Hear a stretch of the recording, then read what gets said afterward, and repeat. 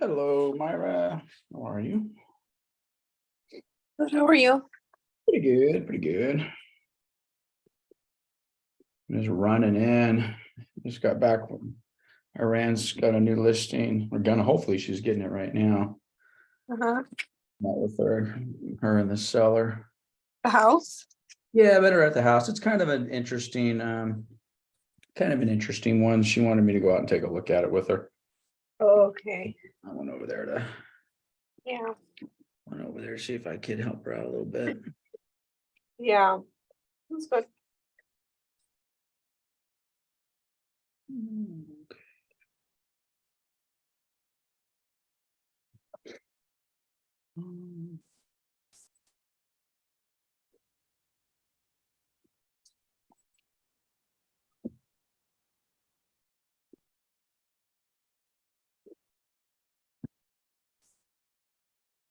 Oops.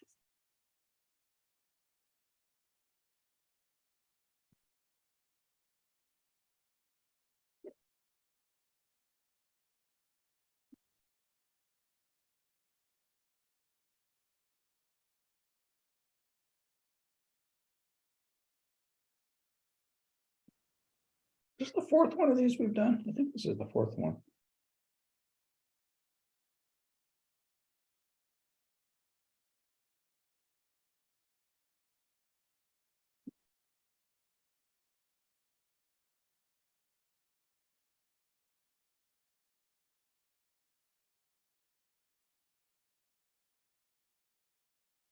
Why I'm getting queued up here, guys. I don't know if any of you guys have really been following this. We've talked a little bit about it. At the sales meetings, but that Department of Justice case that's going on with the National Association of Realtors that has to do with compensation and all the rest of that. Anybody been following that a little bit or been kind of listening to me a little bit on what that's all about? Well, if you have, the court came out today and basically sided with National Association of Realtors that the Department of Justice was going to have to follow that original agreement, which in effect takes one of those big, huge issues, at least for the moment, it kind of takes it off the table a little bit. So it'll be interesting. We'll see. More to follow on that. All right, guys, I think I'm ready to go. It's 12 o'clock. Somebody yell at me and tell me you can see our survey screen. Can we see that or give me a Yeah, I can see it. Okay, thank you. I'm Dwayne. All right, so we're queued up on Facebook. We're going to get going. Here is the survey. So again, we'll bring this up again as we get at the end. And I don't know, frankly, if any of you guys have surveyed this, but you know, if you wouldn't mind, I'd love you to do it. So where we left off, if I'm not mistaken, last Thursday, we left off on the bottom of page 1 on the RPA. Let me confirm that. Yes, so we finished the bottom of page 1. Are we all on the same page? Pardon the pun. Is that correct? Okay, then I'm going to jump to the top of page 2, which is item G1. All right, so same ground rules that we've done on all of these before. If you guys have any questions, I mean, we only have 11 people on now. I'm hoping that we're going to get back up to 20, which is what we've had the last few weeks. But in any case, just unmute yourself, ask a question. If I don't see that you're unmuted, just give me a few seconds. And then just interrupt me and say, hey, and feel free to use chat. I finally figured out how to see my chat screen, which was a problem previously. So, okay, so we're going to jump in. Top of page 2, RPA. So again, the address is always going to go on top. That's auto-populated for you newer agents who haven't done these before. When you start filling in all of the data, and actually, I should probably mention this. We haven't talked about this yet. This is actually a different class when it talks about using zip forms and the best practices on using zip forms. But I always recommend before you start any transaction, listing, buyer, doesn't matter, go to the contract cover form. Okay, and when you go to the contract cover form, it's going to have basically the fields that are contained within the contract. And I put my thing on do not disturb here. And the nice part about doing that is if you fill out the contract cover form in advance, then all of this stuff gets auto-populated, the addresses, the dates, the times, the places, the DRE numbers, and all that stuff. So this will automatically populate. The date that goes here again is going to be the date prepared. So that's going to go ahead and pull up over here. So let's jump in G1, which references paragraph E5 into the contract. And if you are doing any sort of seller credit, this is where you would put it. So you would check the box. You would put in a dollar amount, which is what I always recommend. I best practice, in my opinion, is whenever you're asking anybody to pay for anything, put in the exact dollar amount that you want that individual, in this case, the seller, to pay for, as opposed to a percentage. Sometimes people get confused and they get the decimal in the wrong place, or they thought the sales price was this, but then wait a minute, we changed the sales price to a lower number and now the percentage changes. So I am a big fan of putting in a number, seller to credit buyer, $5,000, whatever it happens to be. Now, best practice, when you are asking a seller to pay closing costs for a buyer, that you always talk to the lender first. It is dangerous to ask the seller to pay costs, have the seller agree to pay those costs, only to find out that for a particular loan program that your buyer is working on, that there's a limitation on the amount of closing costs that can be paid for that particular loan program.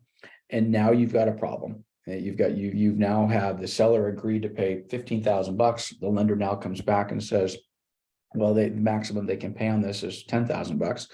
So what do you do with that 5 Gs? And there's a paragraph later on, which we're probably going to get to today. We're going to do several pages of the contract today.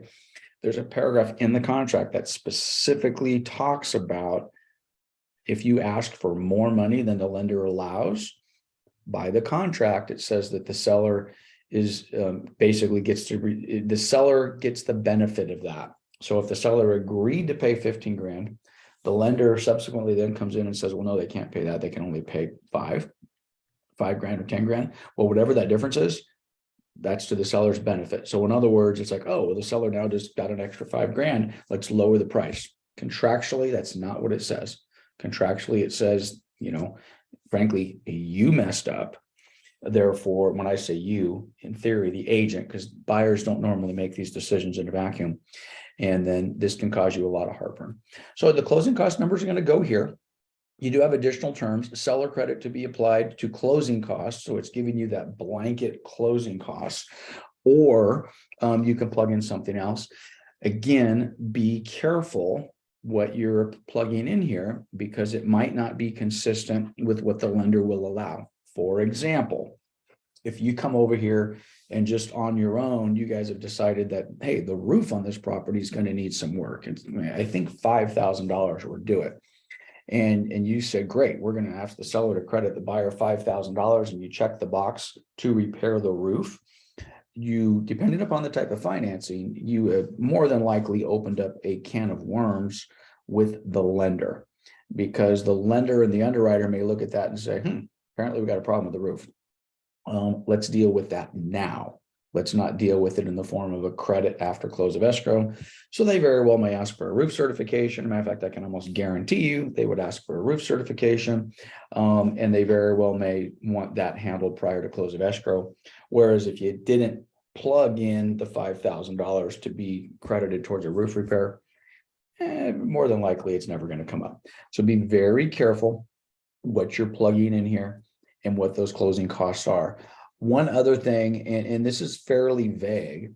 So when you do the default, by the way, is if I put $5,000 here, the default is seller to credit to be applied towards closing costs. Okay. So again, we could potentially go in and further define closing costs.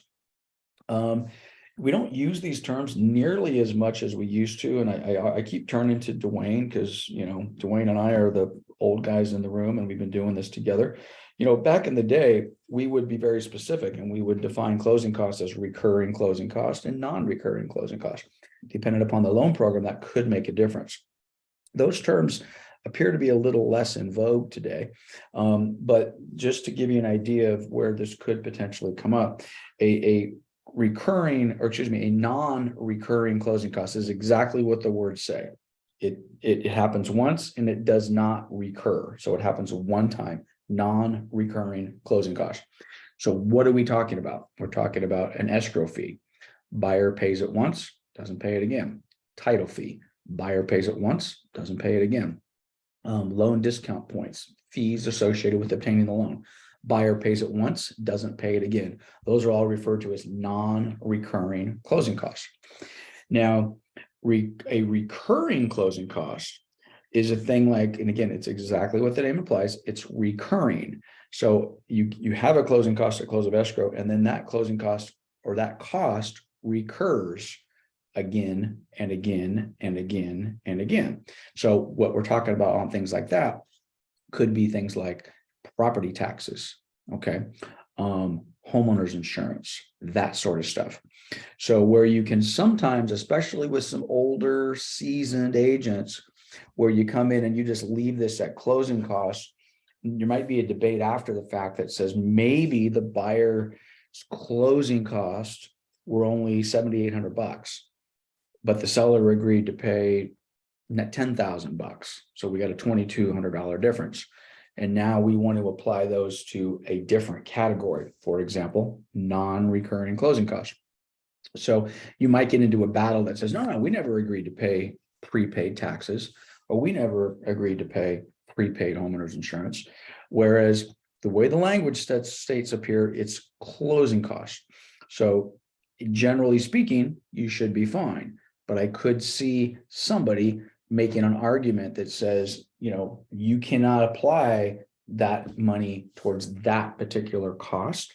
So what you may find a lot of agents doing is using paragraph G2 to be a little bit more specific. So they would define that the $5,000 or the $10,000 that the seller agrees to pay could be used for recurring closing costs, non-recurring closing costs. And then you'll have some agents that will go out and they'll list every single thing: escrow, title, homeowners insurance, blah, blah, blah, blah, blah. And they list all of these things out. Nothing wrong with that. Sometimes we get a little wordy and maybe a little unnecessary at times. But generally speaking, when you're asking and defining who's paying for what, if you take a little bit extra time and you do a little bit more of a description, most of the time that's going to serve you well. So we've got our closing cost here, additional financing terms, which, by the way, that could be anything. CAR only gives you basically the one line or two lines. If you need more, the text overflow addendum will automatically kick in. So if you get to the end here and you have another 2 paragraphs to type, you'll be able to, it'll prompt that text overflow addendum. I will tell you though, more is less, or let me rephrase that, less is more. So let's not, if you find yourself typing paragraphs and paragraphs and you're constantly generating a text overflow addendum, especially in the area of financing terms, you probably want to come talk to me or one of the managers and sit back and say, hey, am I okay here? Because again, less is more when it comes to this. Okay, paragraph G3 goes to item G3, paragraph 18. This is that new one that I basically told you guys do not use. I mentioned this in the sales meeting 2-3 weeks ago. Since then, I've had at least 5 agents that have called me and said, hey, what do I do with SPBB? And I've said, well, what you need to do is start paying attention in the sales meeting, tongue in cheek. But we are not using form SPBB today, which means we are not checking this box. Okay. And for those of you that came in a little bit late, I just took 60 seconds and I had mentioned that the Department of Justice and the National Association of Realtors are going at loggerheads.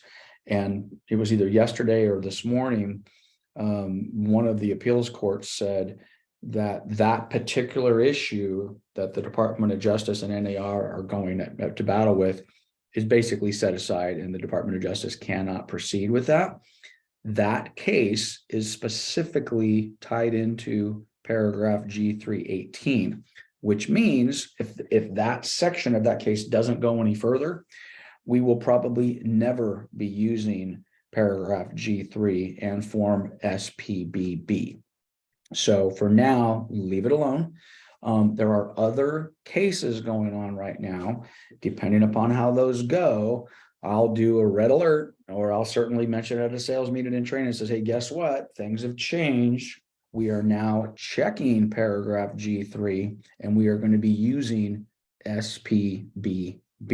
But for now, we're not.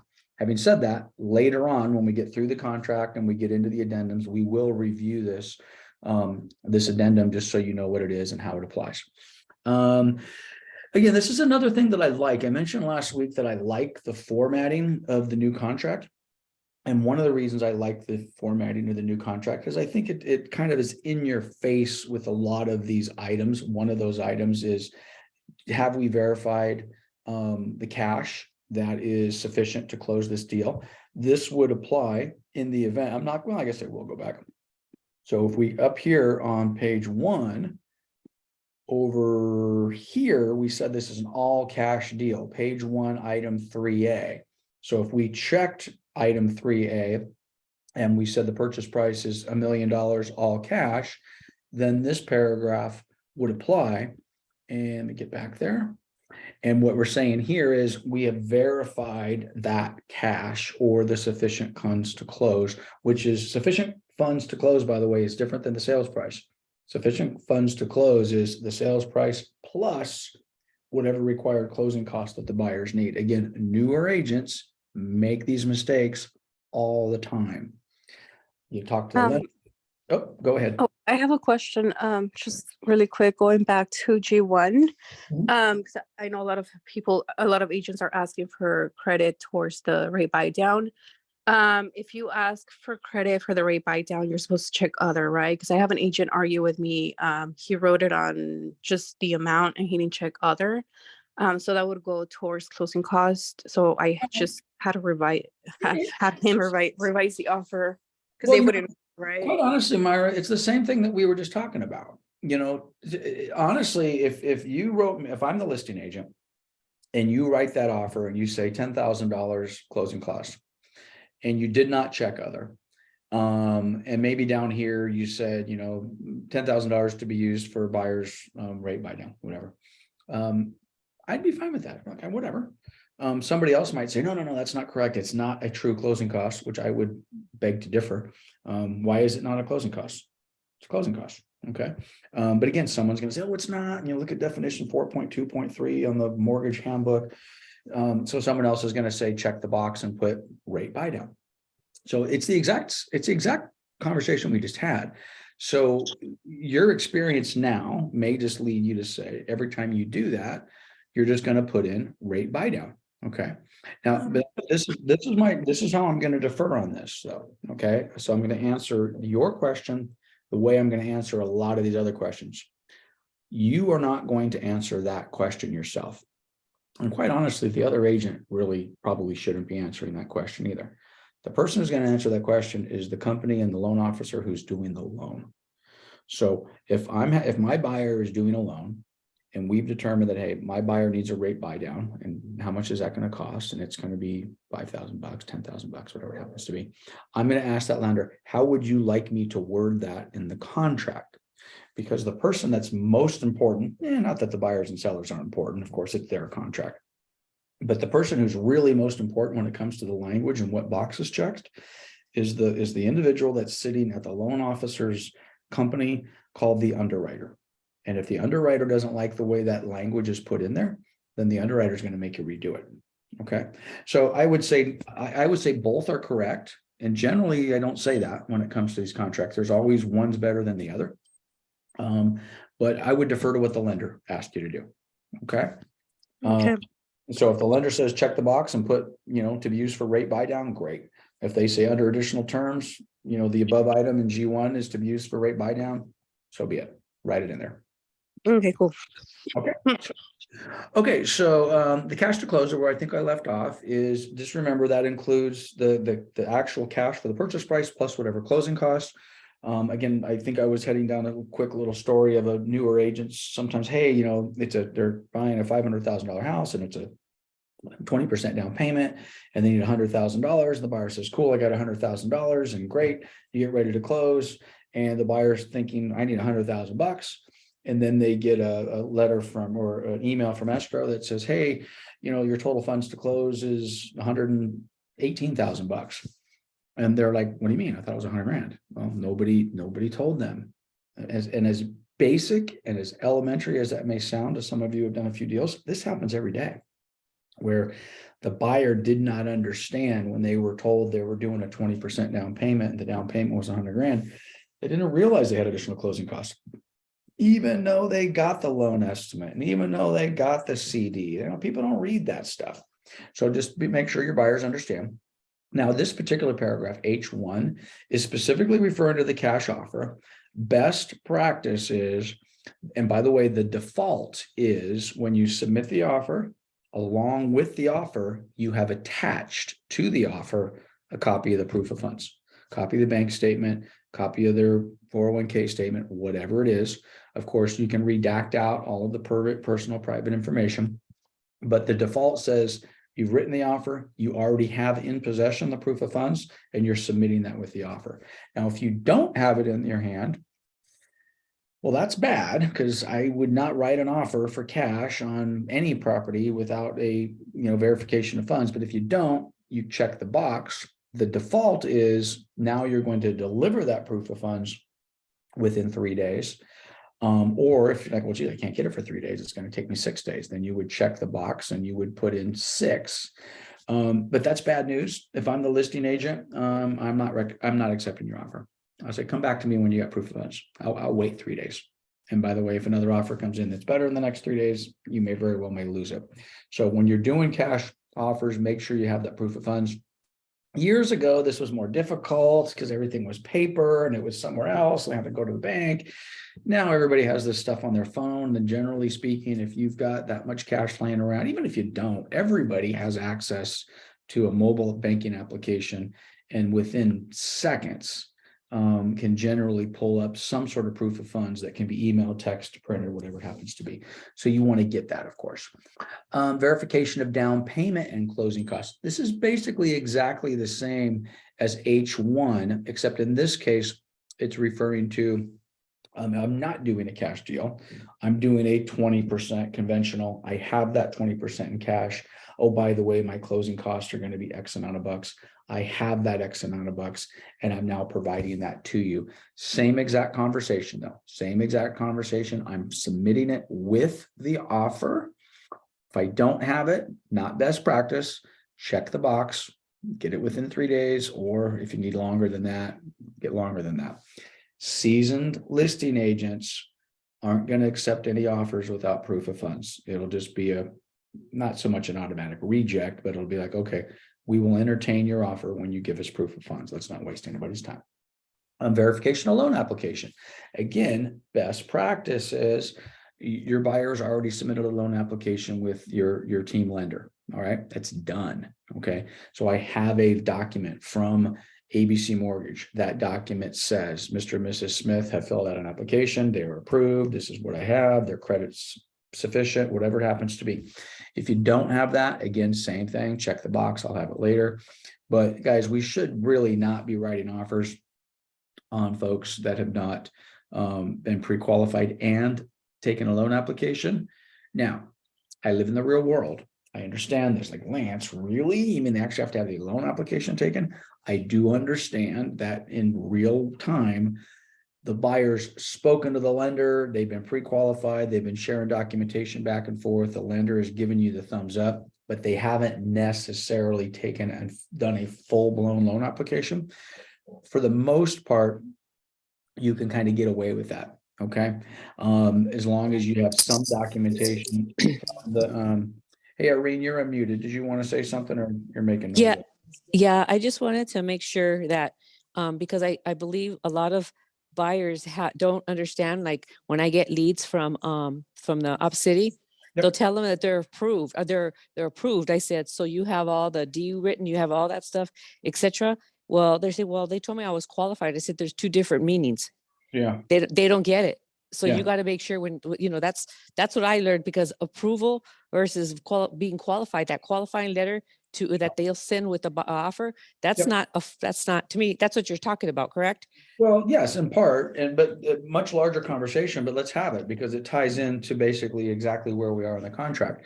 So I mentioned this in the sales meeting the other day, I think, or maybe I was in one of the trainings I did after the sales meeting. Guys, and I'm talking to every one of you guys, okay? Stop using lenders that you do not have a relationship with, okay? Guys, your income is dependent upon this buyer's ability to get a loan. The buyer's ability to buy the house is dependent upon getting them the loan. And just far too often, we're going into escrow, we're working with buyers, the lenders, we don't know anything. And to Irene's point, we have a pre-qualification letter, okay? Most pre-qualification letters are not worth the paper they're written on, unless that pre-qualification letter is from somebody on my team. And then I know I can trust my teammate lender because they're not going to give me a pre-qualification letter that's not real. Okay. So again, for those of you that are kind of new to the business here, like, I don't understand, Lance. You mean lenders will issue pre-qualification letters that are not real? Yes, they do it every day. They talk to somebody, they do this, and the agent presses them. Oh, I need a pre-qual letter real quick. They do a real quick over the phone thing on a Sunday afternoon, and they're at, the lender's at their kid's football game and has paid no attention. They issue this pre-qual. They're garbage. Now, a pre-approval, in theory, means that lender has gone multiple steps further. Okay. They verified income, they verified employment, the credit's been looked at.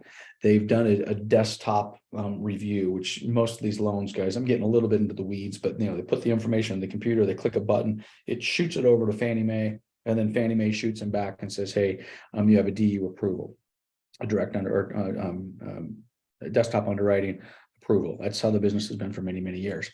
Now that's better. Okay, that is truly, if you truly have a pre-approval letter and they've truly done that, then that buyer is multiple steps ahead than just a pre-qual. Now, what's the best of the best? Well, the best of the best is they've gone to the next step, which quite honestly, most buyers that you're going to be writing offers on this week have not gone to this step, because you generally don't get a fully underwritten approval until an offer has been accepted, the loan package, the application has been taken, it's been processed, all this stuff is in, and then weeks later it gets to the underwriter and the underwriter has approved it. Okay. And even then you will have a conditional approval, or in this case, what it's asking for is fully underwritten pre-approval. Generally speaking, you guys are not going to see these when you're writing offers or when you're a listing agent, you're receiving them. And if you do receive them, I mean, let's hope it's accurate, but it's entirely possible that it's not accurate, which is why you need to talk to the lender and say, hey, I'm the listing agent in this case. Let's role play it out. Hey, I got an offer from Myra and it says it's been fully underwritten and approved. And will you send that over to me? And they're like, oh, well, they've looked at it. I'm like, was it approved or not? Myra said that the offer was fully underwritten. Well, oh yeah, it's sure. Yeah, it's approved. Like a loan approval. Great. Send it over to me. They send it over to me. And there's all these conditions. So, there's, prior to dot conditions, which mean one thing, prior to funding conditions, which mean other thing. So in other words, you have a letter that says this buyer is approved, but there's 32 conditions on it. And any one of those 32 conditions can blow the buyer out of the water. Therefore, they're not approved.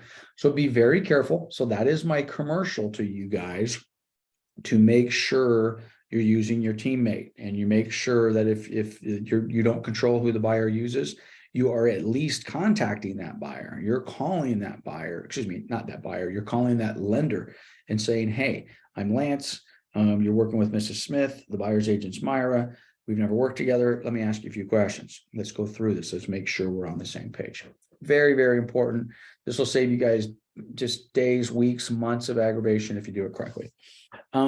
Paragraph J16, final verification of condition. This is our final walkthrough. It's covered in paragraph 16 later on in the contract. And in effect, it's saying, hey, we're gonna do that 5 days prior to close. Okay, could be done sooner, could be done later. So that's covered in the checklist of important things to be discussed again when we get to paragraph 16. Paragraph 23 or K, paragraph 23 talks about an assignment request. Okay, so is there going to be an assignment request? It could be, if so, it's going to be 17 days after acceptance. There's not generally going to be an assignment of this. If there is going to be an assignment, in effect, it should be happening within 17 days. This would be that case where, hey, I'm buying this, but I'm going to assign it to somebody else. If that's what you're going to do, we're going to talk about it on paragraph 23 when we get there, and it has to be done within the first 17 days. Otherwise, we're going to have to modify the contract. Okay, I don't see anybody unmuted. I'm going to keep on rolling. Loans. Okay, now we get into the loan section. So, hey, we said earlier we're getting a loan for 800,000. This loan under the contingency section contingency needs to be removed within 17 days. Time to remove contingency by default is 17 days. Again, I don't know if that's accurate. So who do I talk to? I talk to my lender. Hey, Mr. or Mrs. Lender, can you get buyer's loan approved fully with full loan approval within 17 days? And the reality is in many cases they cannot. Okay, well, if that's the case, put in the number of days that it's going to take them to get that loan contingency removed. If there is no loan contingency, you're checking the box. By checking this box, it overrides the 17 days and the loan contingency is removed upon acceptance. It's done. Just be careful. I mean, just know what you and your buyer are getting into if you're removing loan contingency, because you're now putting their earnest money deposit at risk.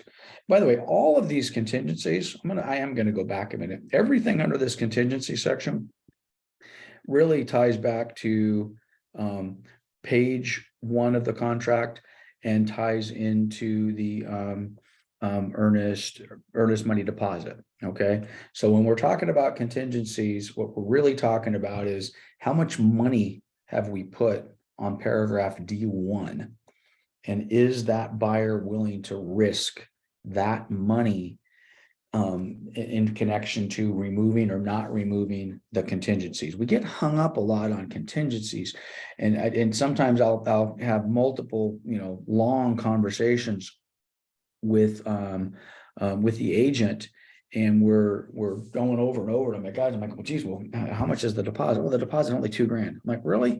You're going through all of this stuff over this? I said, the buyer's got $2,000 at risk, And by the way, for a lot of people, $2,000, well, they got $2,000 at risk. That's a huge amount of money. Well, $2,000's not, $100,000. So when you've got larger amounts that are at risk in that earnest money deposit, not that you don't want to always take these contingency dates and releases seriously, but they all really tie back into how much money does the buyer have at risk. So the loan contingency is 17 days by default. If you check the box, it's gone immediately. The appraisal contingency, in effect, let's read the paragraph. Appraisal contingency based on appraised value at the minimum of purchase price. That's the default. Okay, so if we had a purchase price of $1 million and we don't check this box, basically it says that the property has to appraise for $1 million. Okay, and that appraisal has to be done within 17 days. So now sometimes, this is rare, but sometimes you'll sit back and say, hey, I'll pay you $1 million. Okay, but I think I might have overbid. I know there's 12 offers on the property. I really want it. So the buyer who really wants it, in theory, could come in and say, I know our contract price is $1 million, but I want the property to appraise for at least $950,000. So you could have a different number here. Okay, this is unusual though. It's rare. If you're going to do that though, you better talk to the lender first, because the lender very well may say, Lance, what are you doing? Don't write that in there. You have a contract price for $1 million. Let's show the underwriter and let's show the other people who are going to look at this that we feel it's worth $1 million. Because as soon as you put in a lower number than that, what you're telling the people that are reviewing this file is somebody in this transaction doesn't think it's worth $1 million. So you're generally going to leave that blank. But just like the loan contingency, appraisal contingency is in place, 17 days to remove. This is a conversation that must be had with your lender. Let he or she say, yes, appraisals are flowing, everything is fine, there will be no problem. We can get you appraisal within 17 calendar days. Again, same thing we talked about up here. If the buyer is so confident, doesn't care what it appraises for, check the no appraisal contingency. It's removed upon acceptance and it's over with. However, you cannot do that on FHA or VA transactions. FHA or VA transactions do not have the ability to say, I'm removing the appraisal contingency. They always have that protection. And that's what this little paragraph at the bottom is referring to. Buyer's investigation of the property. I want to do a home inspection. I want to do a septic inspection. I want to do a roof inspection. I want to drive around the neighborhood. I want to go down to the city of Riverside and check on the crime reports, all of those things. 17 days from acceptance, that's the default. Generally, we all kind of accept that. The reality is with these investigations, it can almost be anything. I mean, it really can be anything that a buyer can come up and say all the way up until day 17. I refer to these as get out of jail free card or get out of contract free card. Whatever, hey, I drove by and I didn't realize that the wind blew so strongly from the east. Really? You didn't know the wind? It doesn't matter what it is. Anything that the buyer can come up with that they're not satisfied with in the first 17 days, they're pretty much done. Now, we'll talk about this later on all of these contingencies. Okay, it doesn't matter what the time frame is here, 17 days or if it's changed, because they stay in place until the contingency is removed in writing on a contingency removal form, which is what we're talking about here. So I'm going to go through the rest of these, and we're going to come back over here and we're going to talk about a contingency removal form. But one thing to keep in mind, I have this conversation 2 to 3 times a month minimum, where the buyer's agent, seller, doesn't matter who's representing who, but we are well past day 17. We're on day 32. We're on day 45, wherever we are. And the conversation says, well, geez, we're going to get the buyer's deposit, or is the buyer going to lose their deposit? And the first question I ask is, well, you're obviously past day 17. Did you subsequently do a contingency removal form and formally remove the contingency? Oh, no, we didn't. Well, then it doesn't matter, because if you haven't formally removed it, it's still there. And the buyer's earnest money deposit cannot be claimed by the seller if those contingencies haven't been removed. Okay, so we've got our inspections, et cetera, et cetera. Informational access to the property. So again, we have 17 days. What they're referring to here is the buyer has the right to access the property, okay? So they have to be able to gain access. If for whatever reason they can't access the property, then that's a challenge. So buyer's right to access the property for information purpose is not, actually, I'm sorry, I misspoke. What I just said is going to occur elsewhere. The informational purpose is not what they're talking about there. Is buyers said, hey, I got to get in the house because I need to measure the windows. I need to measure the for mini blinds, or I need to do that. That is not contingent. Now, guys, let's work together. The buyer wants to get in and measure the windows for mini blinds, we'll let them in. Okay. But if this kind of becomes a last minute thing, hey, I didn't come in, I need to get over there to measure the backyard to see where I'm going to put my swimming pool. Again, do the right thing, let them in, but that is not a contingency in relation to the other contingencies that have investigated the property. Review of the seller's documents. Again, 17 days after acceptance or 5 days after delivery.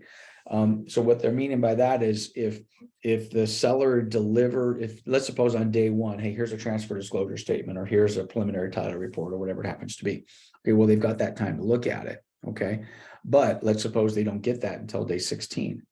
Okay. Well, if they got it on day 16, they have 5 days after they've actually received it or it's been delivered for them to take a look at that and look at those seller documents. Same thing with the preliminary title report. Get the preliminary title report early.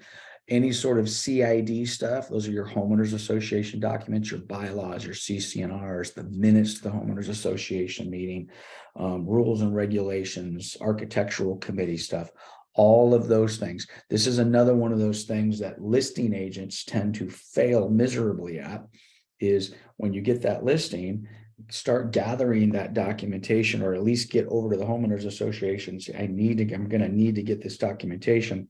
And let's get that information to the buyer as quickly as possible. One thing I want to be clear, that what I just said is actually not what I want you to do. I do not want you gathering this information from the seller. We want this information to come from the homeowners association. The reason behind that is if you are gathering minutes, CC&Rs, bylaws, and you've now take custody of that from the seller, you've now delivered that to the buyer and their agent. It's entirely possible that the records that the seller has that you've taken custody of and you've delivered may not be complete. They may be missing something. Maybe a page got torn out. Maybe there was an update to the CC&Rs and they never got a copy of that. This documentation needs to come directly from the homeowners association to the buyer's hands. That way, if something's missing, seller's not liable. Well, they could still get sued, I suppose, but I think they're more insulated. And the same thing with us, we're not liable. Review of leased or liened items. I don't know if Iran is on the call.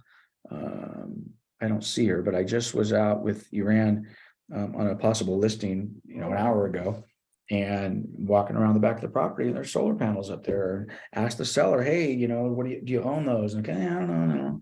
Like, okay, well, I'm talking to Iran. Well, we need to find that out. And 10 minutes later, we're talking to the seller, and I kind of come back to the solar panels, and I said, well, do you ever remember making payments on them? And he said, oh yeah, we stopped.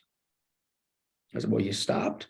You stopped because your payments were done and the lease was satisfied, or no, we stopped. As it turns out, the seller, he has a lease. He stopped making payments. The lease is now in default. There's back payments. The first inquiry with that seller, he was less than, I don't know if he was embarrassed or whatever it happened to be, but did not volunteer the information that I needed. And that information was, yes, I have solar panels, and they, and I haven't been making the payments. So I didn't get that information until like the second bite at the apple. Irene, what you got? Regarding the homeowners association, the listing that we'll be getting, they used to pay association fees. Is there something from the association that the listing agent needs to get from the association saying that community is no longer have to pay HOAs? Yeah, well, that's very unusual. Yeah, 100%. Okay. Dissolving a homeowners association is extremely rare. It sounds to me like what you're describing to me is that somewhere along the line, this property's homeowners association was dissolved. No more fees are due. You absolutely 100% need to get that documentation. That is rare. They're very difficult to get rid of a homeowners association once they're created. So yes, you definitely want to get that. Lance, Thank you. Yeah, Dwayne, go ahead. a quick comment on that. I've seen that happen, but what happens is the property taxes increase because now the city is basically taking up and over what homeowner association was doing. Yep, and that would make perfect sense because generally speaking, there's going to be some common area. So who's going to maintain it? Dwayne's example is spot on. As part of that dissolution, the city jurisdiction had to come in and maintain a parkway or a park or whatever it happens to be. So someone's got to pay for that. So, but yeah, get the documentation. Get the documentation 100%. So again, review of the lease or lien. Again, we're talking solar panels here, hero programs, PACE programs. It doesn't have to just be solar. There's a whole bunch of things. And buyer has 17 days to review that. And then we got sales of buyer's property. We will review the form COP. So unless this box is checked, the sale of the buyer's property is not contingent. So the buyer does not have anything else to sell in order for them to buy 123 Main Street that we have listed. If they check this box, and we will review form COP probably in a week or two, then it is contingent, and then we have all sorts of little whistles and bells that we have to kind of take into consideration on the sale of that buyer's property. Okay, let's come back over here and let's take a look at the CR. Okay, so we've got this box that is applying to all of these L items 3, 4, 5, 6, and 7, and removal or waiver. So any contingency in L 1 through 7 may be removed or waived by checking the applicable box above. So I can check these boxes up here, or attaching the contingency removal CAR form CR. So I can say, hey, I'm going to remove the loan contingency. I'm going to remove the appraisal contingency. I'm going to remove whatever contingency I have. Or I can just do a full-blown contingency removal form. Okay. So now most of the time, the contingencies are not going to be removed when the offer is written. They're going to be removed at some point after the 17 days or whatever the number of days is. If that's the default, which is probably going to be on 90+% of your contracts, then you're going to be coming back to form CR, contingency removal form, and you're going to basically be dealing with that at a later date. Now, if you're the buyer's agents tend, I don't want to say lazy, but they tend to be less proactive in this area. And they're like, hey, well, nobody's asked me to remove contingency, so I'm not going to. I understand that. I don't necessarily disagree with that. Okay. Let's put that aside for a second. If you are the listing agent, it is 100% absolutely your responsibility to protect your seller, stay on top of these dates, and demand these contingency rates to be removed in a timely fashion based upon whatever the schedule is. And for most of them, it's going to be on day 18. Okay, I don't see anybody else unmuted, and it doesn't look like my note takers here today. So I don't know if Drew, if you're there. I know I'm logged in here twice, but I don't see any notes popping in. Hopefully, Lance, I got a good question here. hey, what do you got, Javier? This is back to paragraph K on that assignment request. I was wondering, you know, how long does the seller have to respond to an assignment request, and does the seller have to consent to an assignment? Yeah, well, let's go. Okay, so this is good, and this is one of these things that as we do this, and I haven't done it yet, but there are all sorts of triggers within this class that we could say, hey, why don't we jump over and take a look at paragraph 23, or why don't we jump ahead and take a look at whatever paragraph it is. So let's do that. So in this case, Javier's asking about, excuse me, item K, the assignment request was 17 days. So, well, let's answer the question. Well, we can't really answer the question without going to take a look at paragraph 23. Now, I don't have this entire contract uploaded into the Canva. Hopefully, I have paragraph 23. So let's, we're skipping ahead, guys.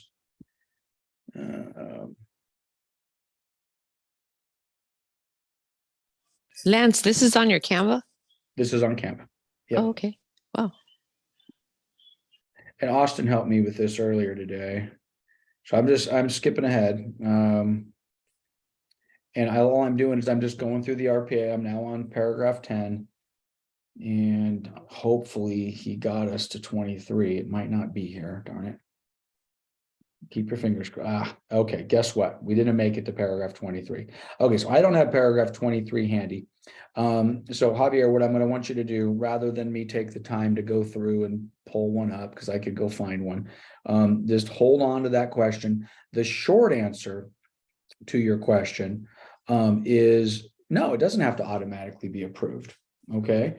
The seller very well does have some rights and some abilities to say, wait a minute, this isn't what we agreed to. You're changing buyers, you're changing financing, you're changing all sorts of things.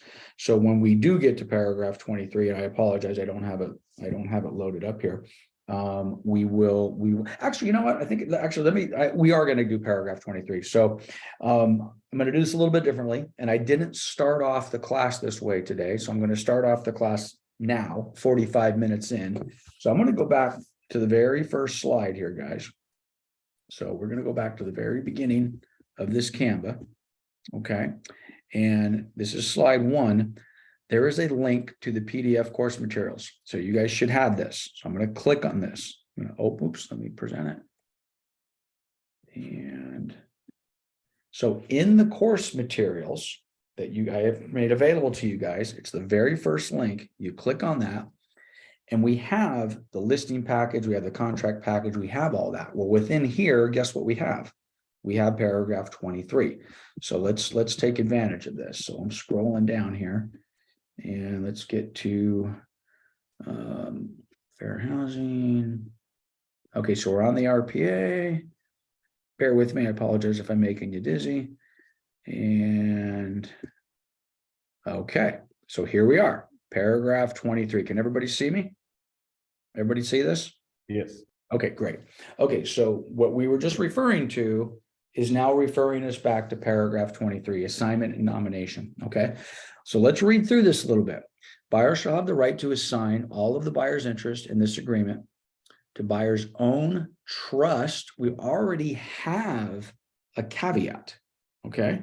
We already have a caveat. So the buyer has the right to assign it to their trust or any wholly owned entity of the buyer that is in existence at the time of the agreement. Okay, period. So let's just stop right there. So what this is referring to, let's suppose I'm the buyer, Javier is the listing agent.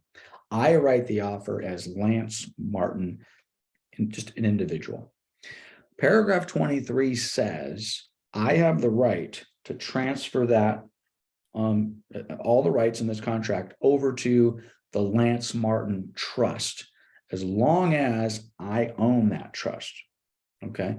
I also have the right to assign it over to DLD Partners Incorporated, my entity, as long as I own that entity.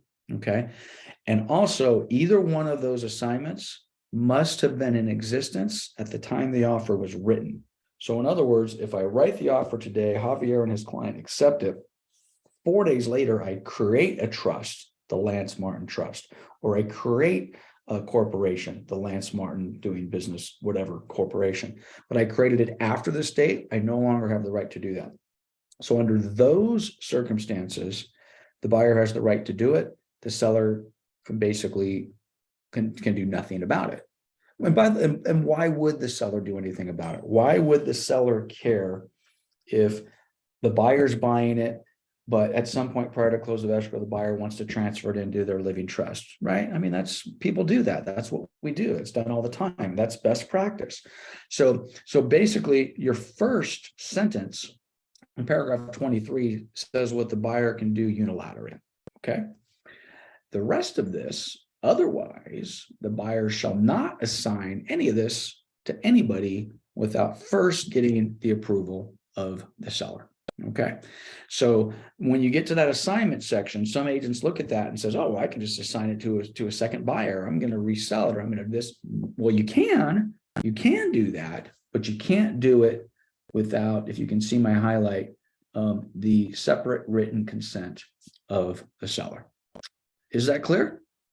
How do you get that? Because I've done plenty of assignments and I've never gotten that from the seller. How do you get their approval? Mm-hmm. Well, you probably get it, but you probably don't even realize it. So what you would end up doing is, let's use your example, Myra, where you're assigning it, but you're assigning it to not within the trust. You're assigning it to some third party. Mhm. You're creating an amendment. You're an addendum. And you're basically saying Lance Martin hereby assigns the property to Myra Lopez. Okay. That at some point is getting in front of the buyer, or excuse me, the seller. Okay. If the seller, Are you talking about the AOAA?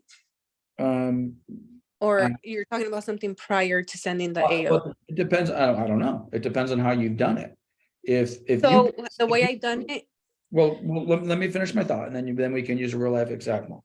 If you put a document in front of the seller that says, and I don't care what it is, it could be an assignment, it could be an addendum, it could be written on a napkin. But if you put something in front of the seller that says the original buyer is assigning this property to a new buyer, and the new buyer, doesn't matter whether it's a trust or just a new buyer, I'm from me to you, and the seller signs it, then what have they done? They have given you separate written consent. That's what they've done. right, Now, right. at that point in time, if the seller said, "What is this? I didn't agree to this. I said Lance could transfer from himself into his trust or from himself into his wholly owned corporation, but I never agreed that Lance could just transfer this to anybody he wanted to." And at that point, the seller would say, "No, I'm not giving you separate written consent." Mm. Make sense? Even though you have the 17 days on the RPA? You have the 17 days to do the first sentence. This is Okay. what you have the 17 days to do. I've Okay. never had with it, but I've had issues with agents not liking that. So, Well, but because okay, well, that makes sense. yeah, well, let me be blunt, Myra. Agents don't know what they're doing. They don't understand it. They haven't read this. And what they do, quite honestly, so let's go back. let's go back to where we were. Oh my gosh, I don't Because I remember. got encounters saying like no assignments, but the RPA says 17 days. You have 17 days to assign it, and then that's when you Well, send. Well, Okay. but no, it doesn't. Okay, so hold on a minute. The RPA does, it does say that, but it doesn't. Don't you hate it when I do stuff like that? Okay, so Yeah. let's go back. So, but this is great. This is why I love the dialogue, and thank you, Javier, for bringing it up to prompt this conversation. Okay, so what the RPA says is that item K, which refers to paragraph 23, which talks about an assignment request, there's 17 days from acceptance. So people look at that and say, the buyer can do an assignment within 17 days. Period, stop. But that's not what it says.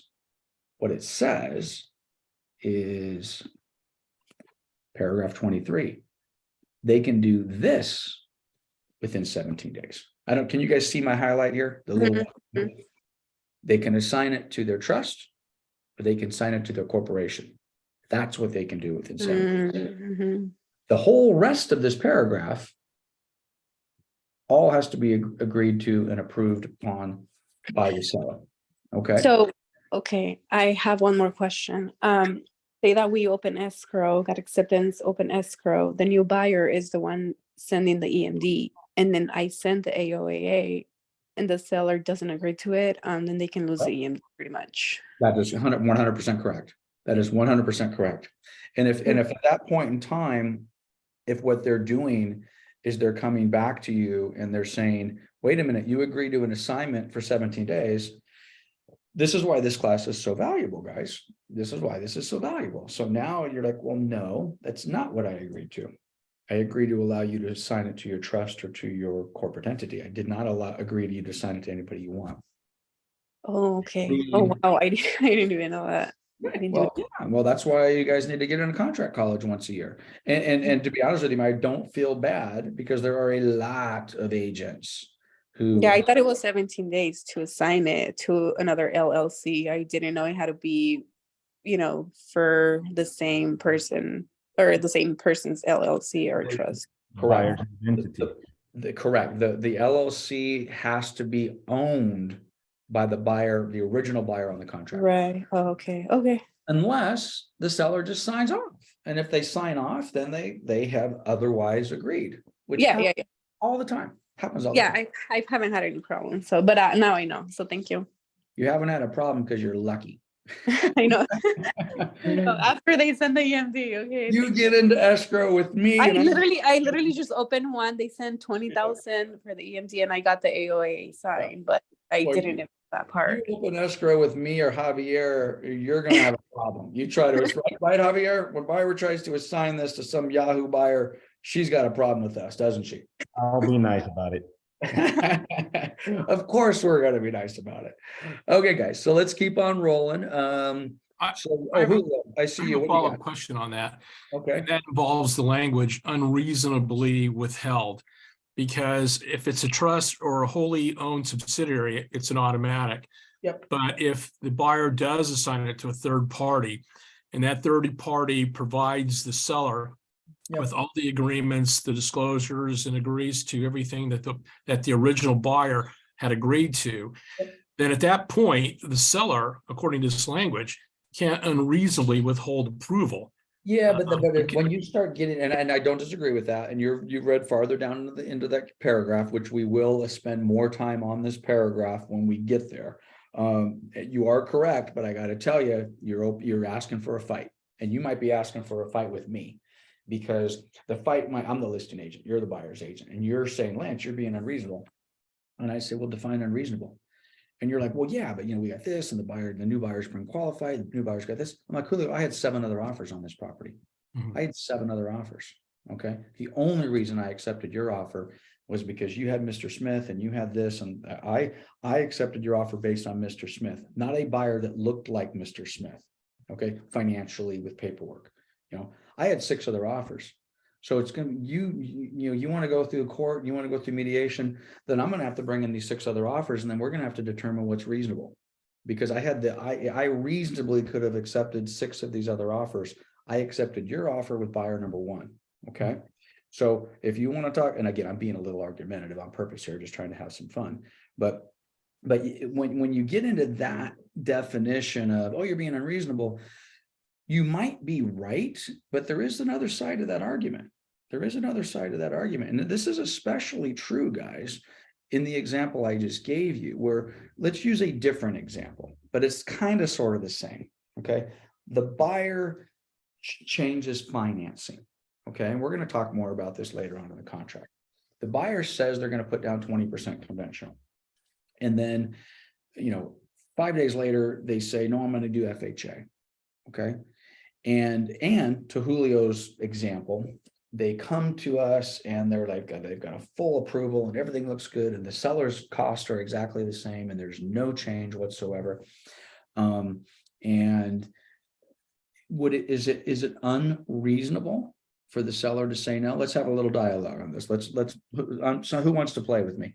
So Me. if I'm the seller or their agent and I say, no, we're not doing that. Is that unreasonable? No. No, Anybody think it is unreasonable? because FHA has additional expenses to Okay. the seller. Okay. Or what if it's not even FHA? What if it's, let's suppose the buyer's going to cover those and ultimately the seller's net's going to be exactly the same. So and again, I'm kind of arguing with myself. What about appraisal? Appraisal conditions are different. Yep, could have that. How about the seller just will sleep better at night, knowing the buyer's doing a 30% down payment as opposed to a 3% down payment? Yes. Or how about the seller good one, will man. sleep better at night, but the seller had the opportunity to accept a cash offer, but they accepted yours because it was a little bit higher, but now you want to change financing. And the reality is, if you had told me that in the beginning, I never would have accepted your offer in the beginning. I would have accepted the cash offer. That's where this gets really tough. It's really tough. Okay, I'll take 1 or 2 more comments on Yeah, this. I mean, I think the seller has a right to move on to another buyer if the terms and the conditions are changed. Yeah. So if they want to substitute a second buyer into the equation, as long as that buyer is willing to do what was originally promised by the first buyer, I think it would be kind of difficult to unreasonably withhold it, especially since the original buyer is still on the hook if that second buyer doesn't perform based That's on this true. language. That's But I would true. agree with you. If I'm representing a seller through a listing agreement and we have become comfortable with the first buyer, and then all of a sudden here comes a second buyer, Yep. and he's changing terms of the agreement to something possibly better or maybe worse, yeah, I could see where the seller can say, no, I'm not going to approve it. I'm going to walk away. I don't think that's unreasonable. But if they're offering the same exact deal, I don't know. I think it might be kind of tough to walk away. It is, but again, as I consider myself a lifelong listing agent, and I've seen it all, and I got to tell you, seasoned listing agents do not like buyers agents switching up buyers in the middle of a deal. They don't like it. I don't like it.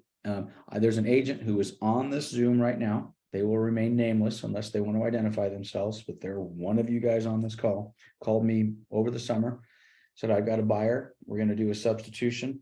There's an assignment. We do it all the time. Had a very similar conversation. I'm like, well, okay, well, we'll see what happens. Oh, they always close. There's never a problem. It always closes. This buyer is the best buyer in the world.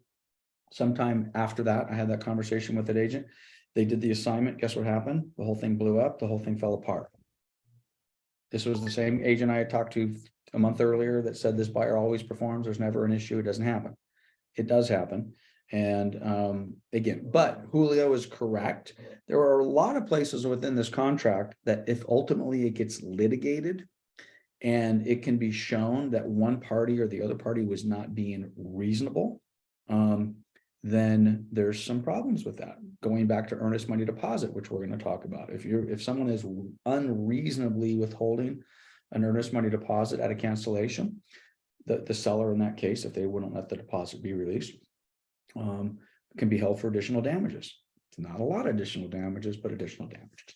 Okay, so let's keep on rolling. Let's see how much farther we can get here in the next 30 minutes. Okay, so we went through all the L's. Now we're going to move over to M, time of possession. All right, so what are we doing here? The default means upon recordation. Okay, so when does the buyer get possession? The default is when the deed is recorded. You have to skip all of this stuff and scroll down to, oh, excuse me, not skip it. At 6 p.m. Wait a minute. Yes, 6 p.m. Okay. Oh, no, I take the back. Blah, blah, blah, blah. At time of recordation. Okay. Or 6 p.m. or whatever other date we want to choose at a specified date. All right. So generally speaking, time of possession, you got to be very, very careful with this, because you want to make sure that you give the seller enough time to vacate the property. So generally speaking, if the property is vacant, you're perfectly fine with leaving the default. The property is vacant, the deed is recorded, confirmation has been called out. Guess what? The buyer gets the property at the time of recordation. Very, very simple. Where it becomes a little stickier is when the property is occupied. Okay, a seller occupied, and it says or vacant units as well, but let's just stick with seller occupied for now. Well, now when do they get possession? Well, the default is also at COE date. It's interesting enough, though, they don't use the day of recordation. Up here, they actually talk about recordation, but upon close of escrow, of course, when it's recorded. But if you don't check one of these boxes, which generally you would check this box here and give them, customary 3 days to remove their stuff. If you're not checking either this box with giving them 3 days, this happens all the time. Now escrow is closed. The contract says the buyer gets the property upon recordation. The buyer rolls over there on Thursday evening, Friday night. The seller is still there. And so I was like, what are you doing here, man? I need this weekend to move my stuff. Well, that's not what the contract says. Okay. So just make sure you're very aware of the occupancy status of the property. Is the seller going to need time to move out? Are they not going to need time to move out? If they're doing anything less than 29 days, and for most of our transactions, they're going to need 3 or 4 days to move out. You're going to check the box, 29 days or fewer, form SIP, seller in possession. Now, us older guys that have done this for a while, it's 3 days after close of escrow. We never did an SIP. It was just kind of understood, and contractually we understood it. But a lot of people weren't moving out. So best practice is always, if the seller is going to stay 1 day, 2 days, 3 days, anywhere up to 29 days, fill out the form SIP. It basically outlines what the relationship is with the seller occupying the property, keeps everybody clean. Anything more than 30 days, we're going to do the RLS, which is the residential lease after sale. That's this form that's referred to over here. If you're doing SIPs, quite honestly, guys, not a whole lot to worry about. Almost every file with an occupied property has an SIP, and we're going to go over that form in detail at a later class. I will tell you, though, if you find yourself doing a RLAS, the residential lease after sale, if you've never done one of those and you're finding yourself in that for the first time, probably reach out to me or one of the sales managers and say, hey, let's make sure I'm crossing the T's and dotting the I's. These can be tricky, and these can cause you a lot of heartburn and a lot of pain. So just make sure you're addressing that at the time the offer is submitted, and everybody understands how much time they have to vacate the property. And don't put your seller in a situation where you gave them no time to move out. It happens all the time, and just don't do that. You're asking for nothing but trouble. Okay, now we have occupied units by tenants or anyone other than the seller. Generally, that's going to be a tenant. I'm assuming it could be a relative or something like that, but even if it's a relative, they're a tenant. Anybody who's not the seller, it's in the property, is a tenant. So if those tenants are going to stay, then of course, and this happens all the time, I'm sold a duplex, a triplex, the buyer wants all the tenants to stay. You're going to go ahead and check the box. You're going to fill out a TOPA, a TOPA, tenant occupied property addendum. And that basically is going to be incorporated into our paperwork. And we know exactly who's in the property, how much their rents are, and all the rest of that sort of stuff.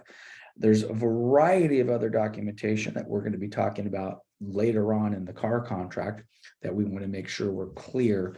For example, are we transferring security deposits? Are we prorating rents? Are the tenants filling out estoppel certificates? These are things that we'll talk about later on in the contract. They're all very important. Okay, moving on to paragraph N, documents, fees, and compliance. In the time for the performance of said documents. So this goes back to paragraph 14A. That's a lot of our inspection stuff. So seller delivery of documents. So everything on paragraph 14A, transfer disclosure statement, natural hazard disclosure statement, those type of documents are everything that's referenced in 14A. Seller has 7 days. Paragraph 19B, escrow instructions, those provisions, 5 days, sign and return. Okay. So, and again, oh, by the way, the 7 days is after acceptance. The escrow instructions and provisions, 5 days after delivery. So if your escrow officer doesn't get them to you until day 3 or 4 or 5 or 6, well, you have 5 days after that to execute and deliver them. Time to pay fees for ordering HOA documents. I love this one. This is a relatively new document or item in the contract. What this is saying is the seller has 3 days from acceptance to pay for the fees and order the homeowners association docs. This has been one of those things, if you've been around for a while, it just, they don't even get an order. My God, we're going to close escrow on Friday. Today's Monday. We haven't even ordered the HOA docs. Oh, why didn't you order them? Well, because they wanted $700 and the seller didn't want to pay for it. This is a wonderful addition to the contract. It puts the seller under contract to pay the HOA demand within 3 days and get those documents ordered, because sometimes the HOAs take a long time. Smoke detectors, water heater, 7 days after acceptance. Okay, so this is an interesting one, because for years it's always been seller certifies that the smoke detectors are installed, the carbon dioxide and the water heaters braced, but it always said that the seller will certify that that's done prior to close of escrow. Okay, so hey, well, we don't have to do it today. We don't have to do it on day 7, as long as we get it done, before we close escrow. Well, now the contract has changed that. The default has changed it 7 days after acceptance if those items aren't done. So if your seller needs more time, then you want to kick that out. Say, well, geez, we'll do it, in 30 days, whatever it happens to be. Evidence of representative authority within 3 days. What are we talking about? Again, it's so funny. I don't know why they use representative authority as opposed to representative capacity. This is, it's my trust. It's my corporate entity. I'm the authorized signer. I have to provide evidence that I'm the authority. I'm the representative who can sign for my corporation. I need a copy of my articles of incorporation. I need a copy of my trust cert, whatever that document happens to be. And we've got to get that in within 3 days. And by the way, that's on both sides. I use the example of the seller, but if you have a buyer who's buying and signing on the behalf of their entity, well, they also have 3 days after acceptance to provide that information. Little tip to the wise: if you are representing one of these folks, you should have that in your hand before they're signing. Okay. Again, with the technology that we have available today, there's no reason to say, oh yeah, let's just sign it. Oh, just get it to me next week. I need a copy of your trust, or I need this. Most people have access to this stuff in a much more timely fashion. So ask for it, gather it, and get it. Okay, I don't see anybody unmuted, so I'm going to keep on rolling. Oh, by the way, that was the bottom of page 2. Okay, so and we will start moving a little bit quicker as we go through. I know these there's a lot of stuff here. Okay, items included and excluded. So the included items we check, just check what applies, pretty straightforward. The ones that you want to be a little careful with are, these new things, the Ring video doorbells and security cameras and that sort of stuff. Just be aware that these are kind of new. And now the expectation is that these need to stay. And then also, for example, if you're leaving a Ring video doorbell or you're leaving a camera system, well, there may be some internet passwords and connectivity that also needs to be shared and transferred. So just be aware of that. Bathroom mirrors, I always thought that was an interesting one. By the way, is that checked by default? I don't. Yes, it is. It is. That's interesting. Yes. It's an interesting one. We've had this experience in the office. One of our agents a couple of years ago, buyer moved out and took the bathroom mirrors. It's the first time I'd ever have that happen. So again, it's another one of the, occasionally you'll see this where they've checked it by default, and I often wonder, I wonder why they decided to do that and not check, not check the whatever, something else. So, okay.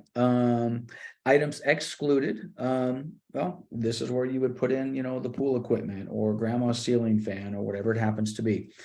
Just keep in mind, anything that's nailed down, screwed down is considered a fixture. Fixtures are considered real property. Real property stays by definition. Okay.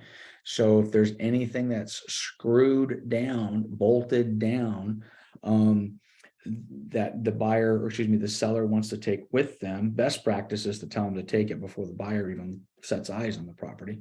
But if that's not feasible, write it in here, items excluded. I'm taking the mini blinds, I'm taking the ceiling fan, whatever it happens to be, exclude that from the agreement.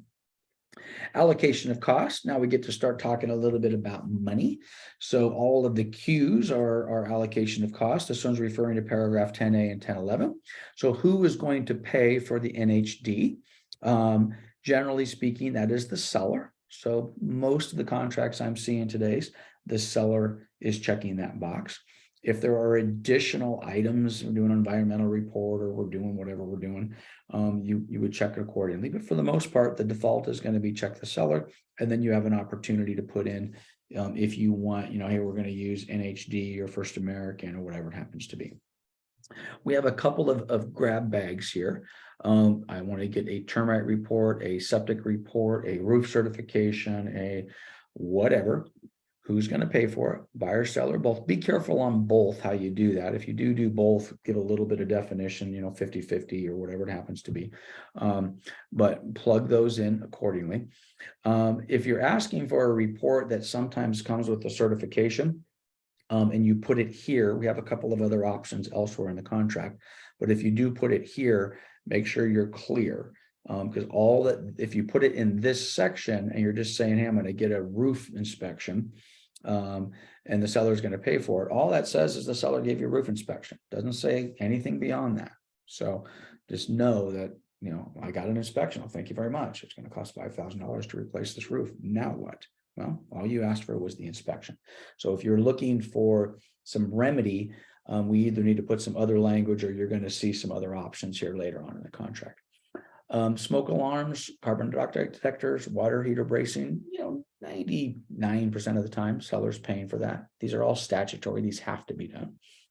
Government required point of sales, if any, buyer, seller, generally speaking, if there are any of these type of point of sale inspections, generally speaking, the seller pays for those.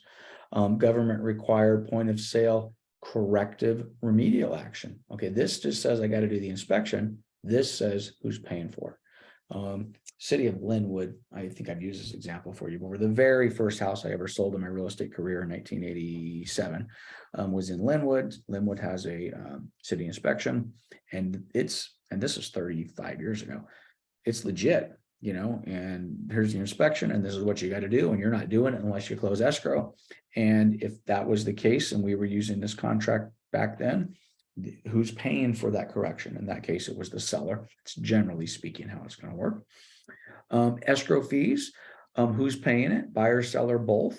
For the most part, we're using this option here, each to pay their own fees. Pretty customary. Or you could do buyer check this, okay, well, you just keep in mind the fees are not exactly 50-50. Generally speaking, the actual escrow fee themselves is identical. So let's just say the escrow fee is $1,500. Well, buyer pays $1,500, seller pays $1,500. Cool. Is it possible that there's additional fees that could be larger for the seller?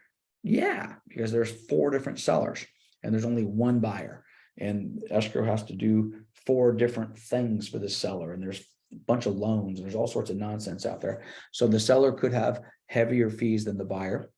So best practice is to click each to pay their own.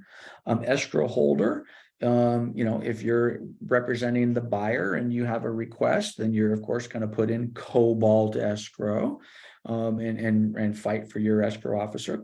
If you're nervous about that, a lot of agents will go ahead and put in seller's choice of services, allowing the seller to do that because they're fearful that they're going to get countered out. But you would plug in either your choice or allow the seller to choose that. Same thing with title. Who's paying for the title insurance? There's 2 pieces here. We got Q8 and Q9. The owner's title, and then we have the lender's title. So there's 2 different policies in there. The top one, Q8 on paragraph 13, is the portion of the title insurance that basically covers the owner of the property. Okay. Customary practice in Southern California is for the seller to pay for that. Okay. It is certainly negotiable, but most of the time, I'd say 90, ever since I've been in the business, it's just been general practice, the seller pays for that. Same thing that we did with escrow, you could do with title. Say I'd like it to be Orange Coast Title, First American, Chicago, whatever it happens to be, you plug it in. The buyer's lender's title. So this is a portion of the title insurance that covers the lender, the buyer's lender. I've also, every now and then I just scratch my head and I'm like, I wonder why somebody decided way back when that the only option on that, on the contract, was going to be buyer.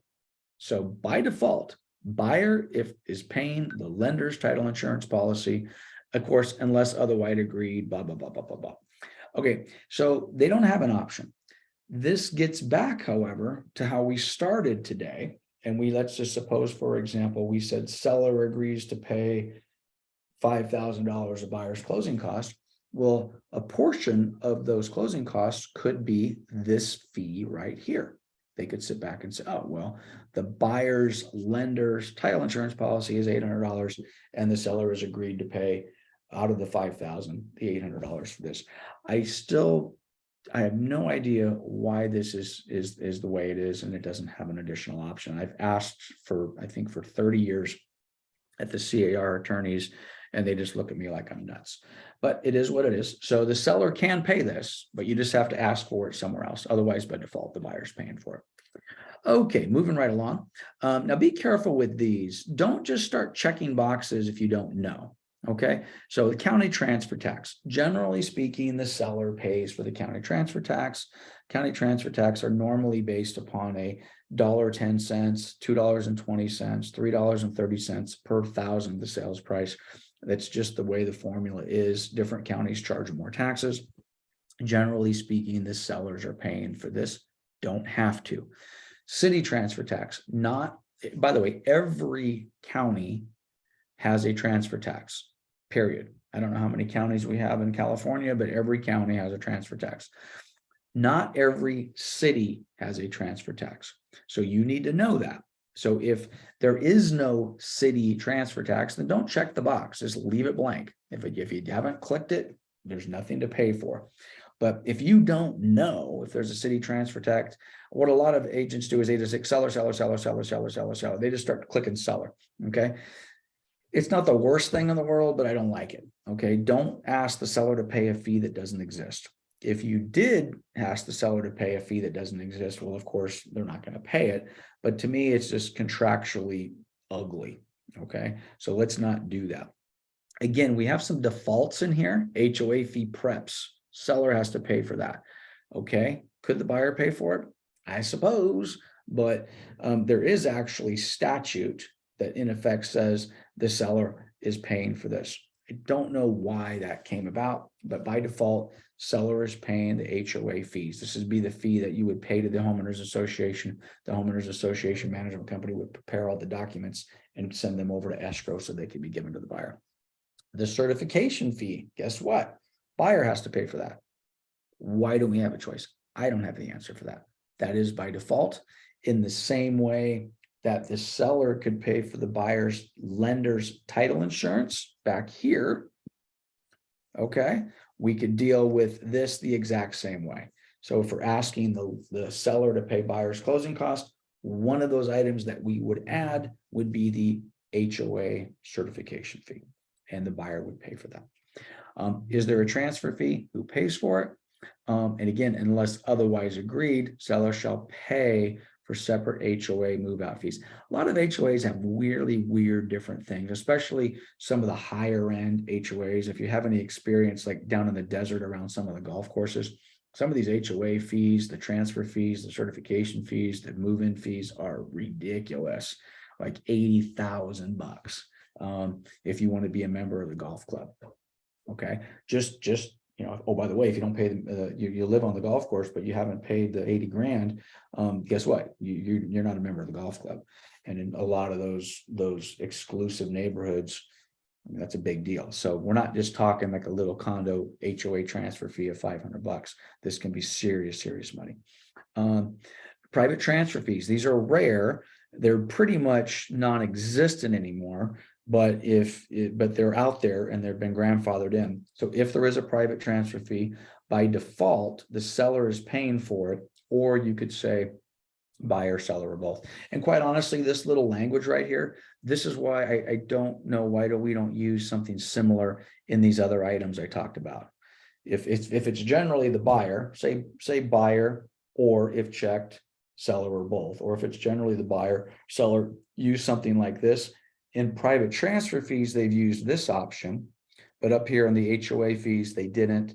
And over on the title, buyer's title, they didn't do that. It just seems inconsistent. I was confused with me.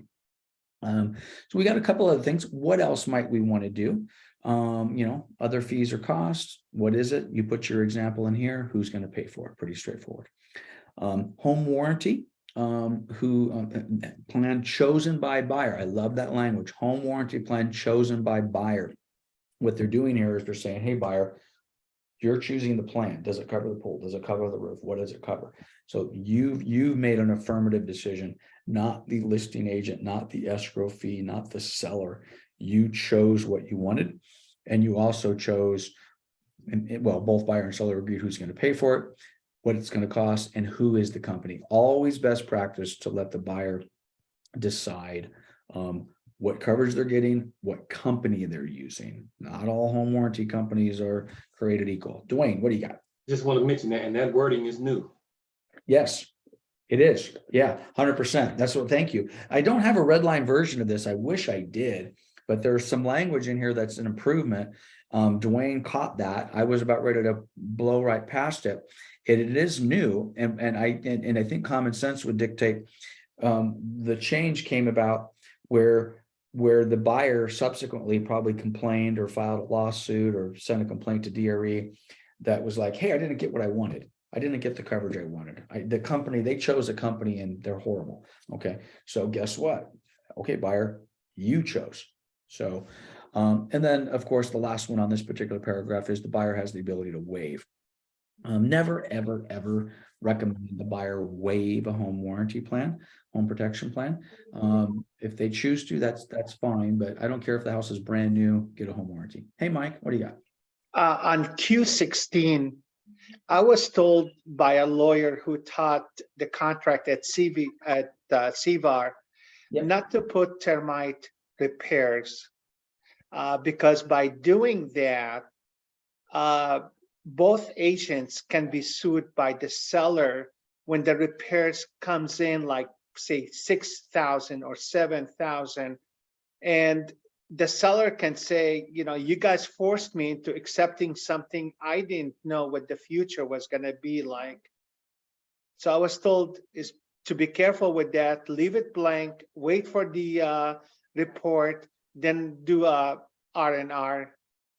Yeah, and I don't know that I disagree with that. But let's restate that a little bit. Let's make sure we're on the same page. So first of all, just to set the stage. So I'm the listing agent, Mike is the seller. We sit down and we discuss a bunch of things. Let's, roof inspections, blah, blah, blah, but let's focus on termite. And it's like, hey, Mike, and this is what I do, by the way. And this doesn't always work. And there is an argument that this is not the best way, but on balance, I'm like, hey, Mike, let's order a termite inspection on the house. Let's get it done. We'll know exactly what we got. If we have a problem, we know what the problem is. And if we have a buyer that's asking for it, we know it. Okay, let's get it done. Let's spend the $75 and get the report. And then there won't be a question. Number one, hey, their house is free and clear. Obviously, that's what we want. Or, hey, guess what? We have a termite problem. It's going to cost $3,500 to fix it. And we don't want that, but at least we know. Now, the downside to that is we now ordered a termite inspection. It says we got to spend $3,500, which you now have to share with the buyer. And maybe the buyer wouldn't even have cared. We'll never know. Would the buyer have ever even asked for a termite? So the reason you might not want to do that in advance is you're now in effect committing, not necessarily that the seller has to pay for it, but you are committing that the seller has to disclose the existence of a termite report that says there's $3,500 worth of damage.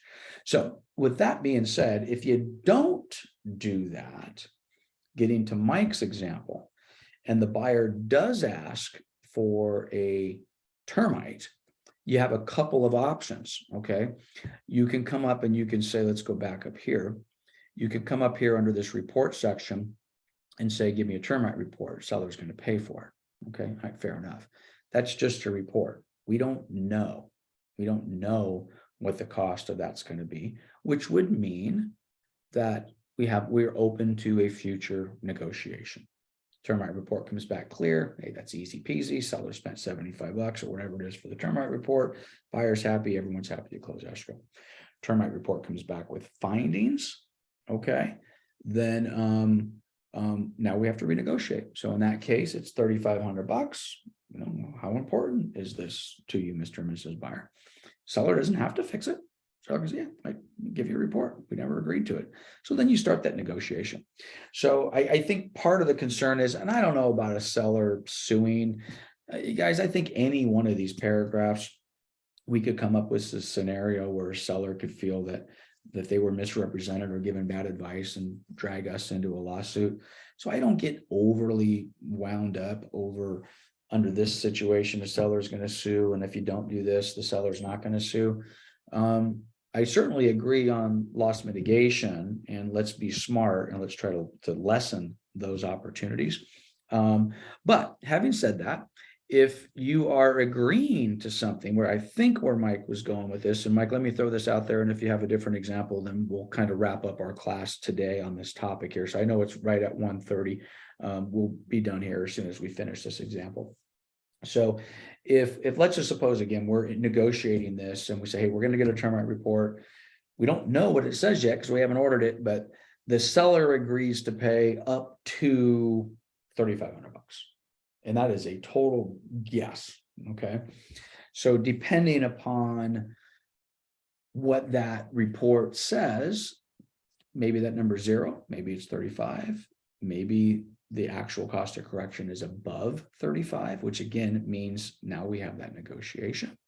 So what do we do? Does that expose the listing agents for putting language into that effect? I don't know. I don't know that it does.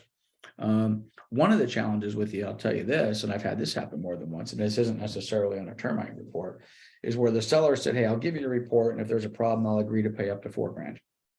Okay. And then we accept it. There's $4,000 kind of sitting out there waiting for a problem. We do the report and the problem comes back and the cost of the problem is 0. Okay. So the seller's like, cool, I get to keep my $4,000. And then almost immediately the buyer feels that they lost $4,000 and they want $4,000 somewhere else. They want the price reduced or they want that $4,000 to be applied to something else. And then we get to have that sort of a fun little battle. So anyway, I don't know if that covers it. Irene, go ahead. What do you got? Regarding escrow fees and all these fees, have you heard of an agent? Because some agents, are buying or listing agents or buyer's agent, they give their client a gift. Now, have you heard that? I've heard a couple agents say this before, that they surrendered like $1,000 out of their commission to pay towards their escrow fees. Is that correct? Yeah. Can you do that? Yeah, you can. It has to be disclosed. Where you have to be really careful is if you're doing it for the buyer, okay? Mhm, Anything that is going to be credited towards the buyer mhm. has to be disclosed to the lender. Okay, Uh, where's that get put on here? Well, well, I suppose you could put it anywhere. Let's see if we go back to page up here. I mean, if you want, and by the way, and I would not do this to tell you unless you've talked to the lender. So Right. where were we? Okay, so we got a couple of lines here. In theory, you could Okay. put it here, buyer's agent agrees to pay $1,000 towards buyer's escrow fee. Okay. Okay, Out does of it that- show, like, do you put in like from their commission? Sure. I Is don't that know. what you would put? Is that what you would? Could. you It know? doesn't necessarily matter where the money comes from. What the important part is that we are disclosing to the lender that the Okay. buyer is receiving a financial benefit that is towards the purchase price, and in effect, they want to know that. In the same Okay. way, they would want to know, is the buyer's down payment coming from the buyer's funds, or is the buyer's down payment coming from a gift? They look at this the exact same way. Okay, So- and for the seller as well, or No, it's not as critical for the seller, because would they have to disclose that still? no, Okay. No. No. Just a question. I did hesitate. For those of you like, wait a minute, Lance hesitated on that. I thought that over, and I am firm on my answer. The key on these things is, and let's use the ugly word kickback.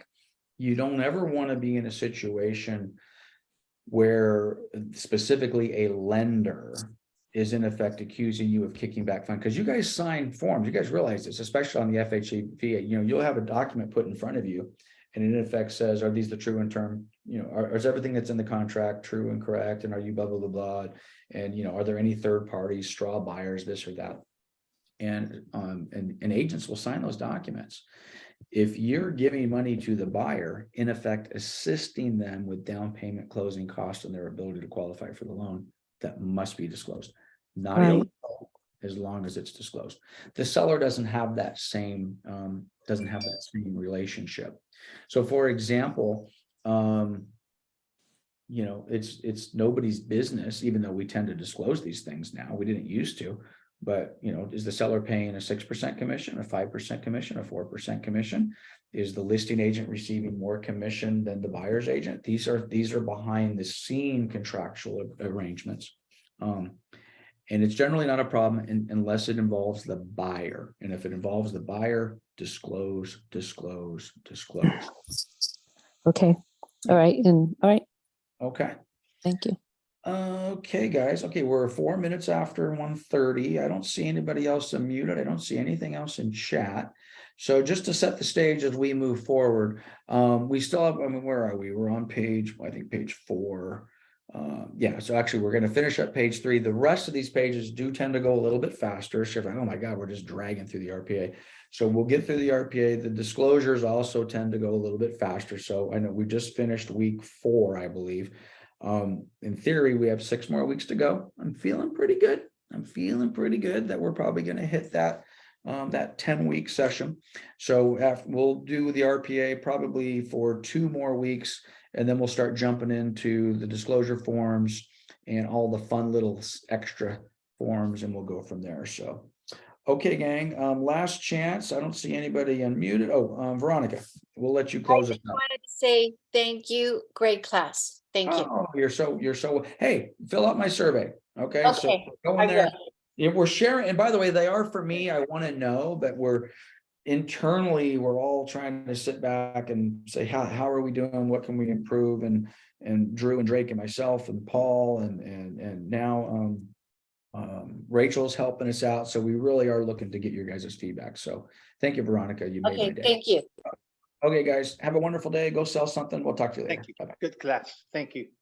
Thank you. Bye-bye, guys.